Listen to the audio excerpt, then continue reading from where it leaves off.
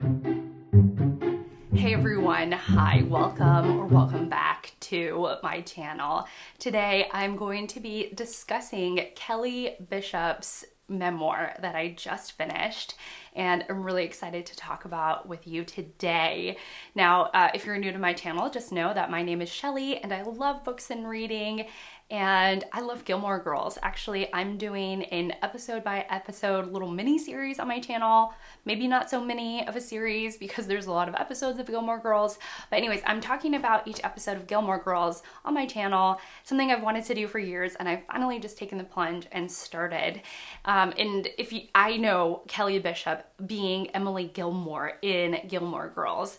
So anyways, if you're new to my channel, just know that I'm Shelly. This is very much in line with the things that I love, and I hope that if you're liking the vibe, you'll subscribe. And without any further rambling on, let's go ahead and get into the meat of this video. Kelly Bishop starts off her memoir with the way that she contributed to a Pulitzer Prize-winning drama that ended up being a chorus line. Now, I'm not a theater person, and if you are and you know far more than I do, just know that I am talking about theater in the best way possible, like Broadway stuff. Anyways, clearly I don't know. But a chorus line, which ended up getting a ton of accolades, ultimately choreographed by the famous Michael Bennett, who I didn't know of until I read this book as well. So I really don't know my stuff.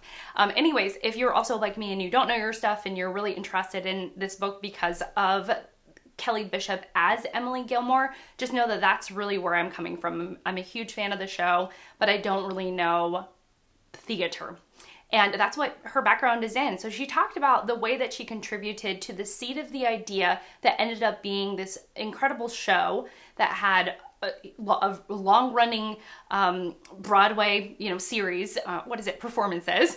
And so she was there at the beginning when this was not a chorus line, when it was the seed of an idea. And then she sort of teases with that. Then she spins back in time and she explains or really tells us all about her childhood. She and her mother had this really loving and wonderful relationship. Not anything like Lorelai and Emily from Gilmore Girls, which is kind of icy and rocky at the best of times. Rather, Kelly Bishop had a really loving and supportive mom who supported her in what ended up being one of Kelly's biggest passions, greatest passions, and that was dance. Kelly said she was never really an academic. It wasn't something she enjoyed or focused on, but when she found dance, she absolutely flourished. And her mother was incredibly supportive through that time when, Kelly needed support in her dance, just growing up, and her mother was incredibly supportive through that time in her life.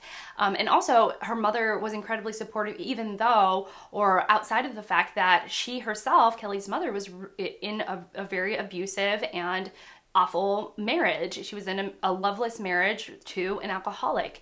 Later on, they end up divorcing, and after Kelly gets her roots into dance, she starts off with show business. And I think one of the things, because I don't want to go into the blow by blow of everything in her life, read her memoir for that, but I think one of the main themes of this entire book is that you really understand what Kelly's working life meant to her. It is the thread. Her hard work and her career is one of the most prominent threads throughout her entire life. It's something that she prioritizes, runs to when she's grieving or stressed. She is all about being on stage or being in front of the camera, and depending on her phase in life, that has switched. So it started with being on stage. She was a dancer, and then she, in her 30s, decided to pivot to have more speaking lines and singing lines. And she ends up getting lots of little jobs. She ends up playing a part in West Side Story, not the movie, but a musical version of West Side Story.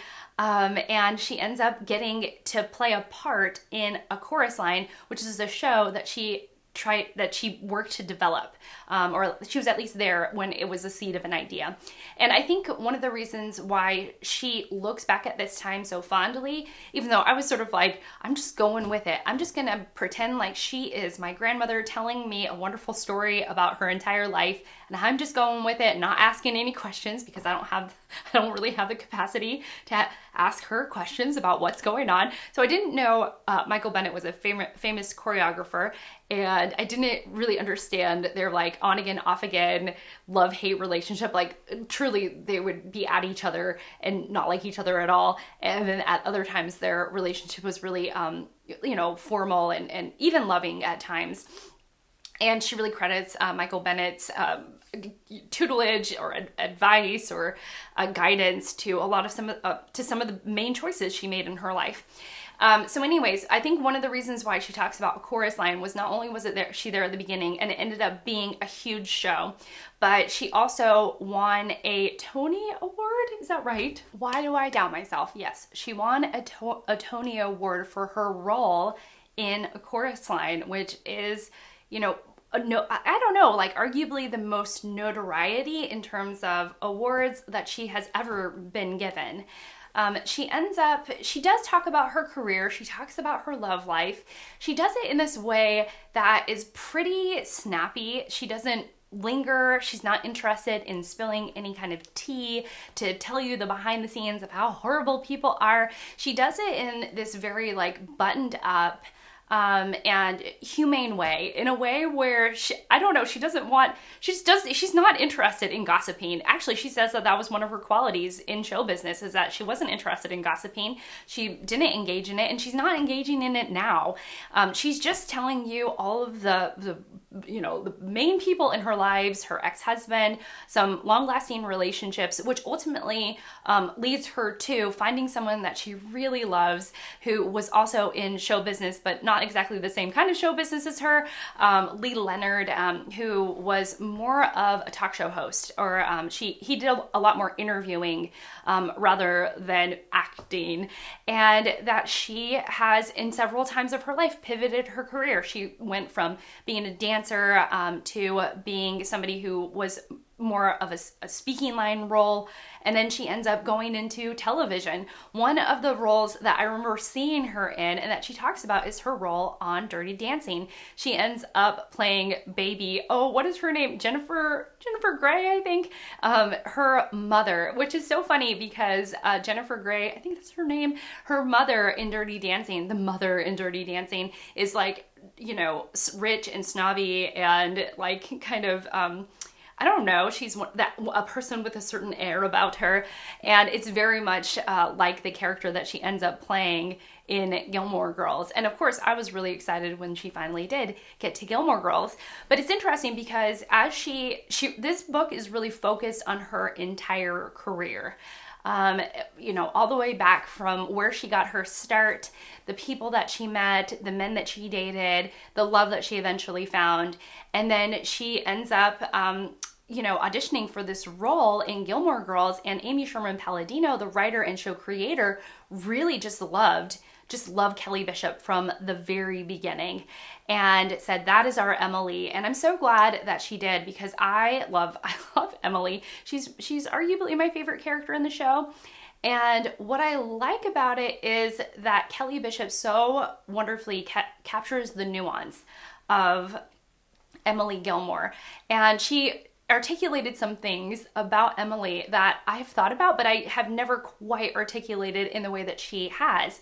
It's like, on the one hand, she's so critical and disappointed in Lorelai, and yet she is so yearning and so desirous to have a relationship that is special with Lorelai, but she doesn't know how to get there. And I thought that was really astute and really beautiful. She talked about how she was great friends with Ed Herman, and they got along really well. They would do crossword puzzles, and they would be the first ones to show up at the dinner table scenes for the Gilmore dinners. She said that she really got along with Lauren Graham, and that Alexis Bledel was absolutely stunning. Especially first appearance, that just Alexis Bledel was one of those people that is just as gorgeous off camera as she is on camera. And just what a wonderful pal Amy Sherman Palladino has been since they met on Gilmore Girls. And I really enjoyed listening to not just the Gilmore Girls scene, like those chapters, but I enjoyed listening to the entirety of her career, even though at times I don't think that I am the target audience for it. I do think it is for families of Kelly Bishop, but I don't know how many of her fans are going to love the fact that a lot of her working career is in theater. She goes on to also talk about roles that preceded, well, not goes on to, before she gets to Gilmore Girls, she talks about pivoting to television, being on soap operas, landing some roles like in Dirty Dancing, and then ends up, working on Gilmore Girls. And then there's this long break, which she ends up working on different projects, shooting a couple pilots, being a guest star on a couple of different shows. And then she also talks about a year in a life. My camera battery died. All right, so I was talking about how much Kelly Bishop could relate to Emily Gilmore as she was filming a day in a life, or a year in a life. What is it called? I can't remember. A Year in a Life, I think. The reboot of Gilmore Girls. And that, because at that point when we meet Emily in that reboot, in that Netflix special, Emily is grieving the loss of her lifelong partner, Richard. And so, so it was interesting, Kelly at that point had various grieving moments in her life.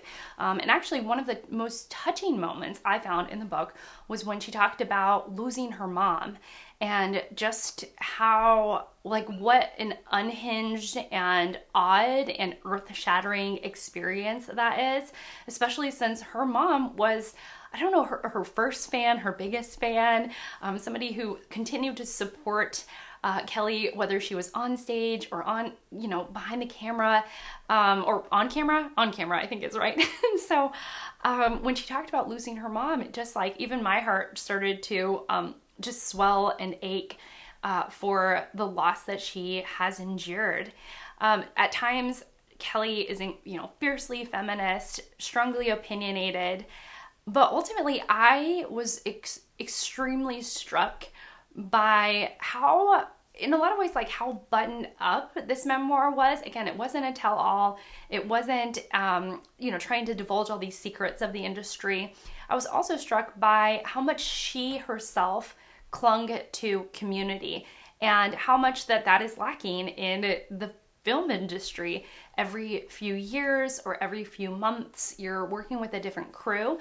And Kelly, having a background in theater where you do work with the same people, at least on a show for as long as it runs, that when she did flip to television, sometimes you would only work with somebody for a couple of days or a couple of weeks. So when Gilmore Girls hit the scene, I was not surprised to hear that she and Amy Sherman Palladino became great pals, and that she and Lauren Graham became great pals. That they ended up still, getting together and being supportive during difficult times, even beyond the show. And so I thought that was interesting. She did say that ultimately she was Team Logan, which I have feelings about, but that's okay. We'll get to that in perhaps an episode in which I'm covering Gilmore Girls. But I did run to Ted and I was like, Ted, Emily is Team Logan.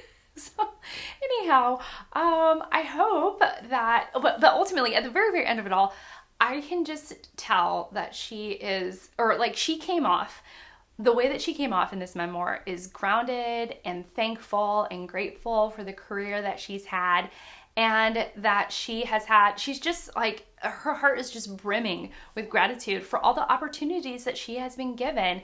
I thought that was so refreshing and so wonderful. I really appreciated that about her memoir. And I also feel like it was a memoir truly about her career. She talked about the people that she loved, but I felt like at the heart of it, the thing that she was really writing about was this love that she has had for the work that she has done in this world. And I thought that was also really incredible. And that she had such nice things to say about all the people that she worked with and all the actors. She talked about Patrick Swayze and Ed Herman and all these people. And I really liked that. And so, as somebody who's been a lifelong fan of Gilmore Girls, or at least for the last couple of decades, it was really neat to get to know an actor that plays a character that I have just adored for, again, decades at this point. And I don't know, it was great to get to know her on a different level, in a more personal way. And it's interesting because now I think I'm going to be watching this show realizing which lines she liked to deliver more. I think she liked delivering the sassiest. She doesn't say it, but I think that she enjoyed delivering the most sassy lines and the most sort of rude and snobby lines that Emily got. And she, you know, she praises Amy Sherman Palladino over and over again for her brilliance and creativity, which is just so cool. It was so cool. If you're a huge fan of Gilmore Girls and you want to know more about Kelly Bishop, I think you would really enjoy this. But interestingly, just like the show is just a snippet of the 80 years that she has lived, that is how it's represented in the book. And I think that was kind of surprising for me, that it's just a piece of her, you know, grander life, of her career, and that's how she frames it in the book. Which I thought was an interesting choice. And at first I was a little taken back. Like, I wanted to know more about Gilmore Girls, but I can find that out with other sources. She doesn't think of herself just as the woman who played Emily. She thinks of herself as a woman who has had an entire career in show business of all sorts of varieties and, you know, different ways. But now, even as I'm thinking about it, I'm just thinking it was really good to learn more about her, to read about her, to listen to her tell me her story. I just enjoyed it immensely. And so yeah, so anyways, thank you so much for watching. Thank you so much for being here, and I'll see you all in my next one. Bye.